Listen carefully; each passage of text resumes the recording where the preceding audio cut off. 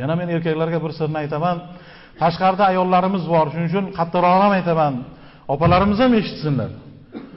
Eshitsinlar opalarki, erkak kishining omadi, fayzi, topar tutari, uning barakasi, uning ishidagi unum, uning ko'chadagi zafari, yutug'i, oilasiga ko'proq bir narsa ko'tarib kelishi, buning hammasining sababi yoki buning aksi bo'lishining sababi, qaysi bir ayol joy namozda o'tirib erini fayzini so'raydigan bo'lsa Alloh beradi.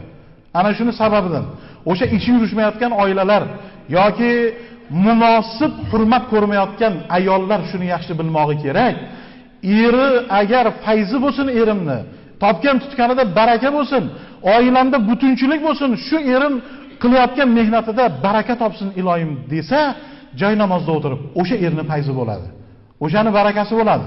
Lekin benamoz bo'lib turib, allama halgacha uxlab, saharni qirqib, joy namozdan yiroqda bo'lib turib, yana eridan topar tutardan shikoyat qilishga o'sha ayolda ham haqqi yo'q.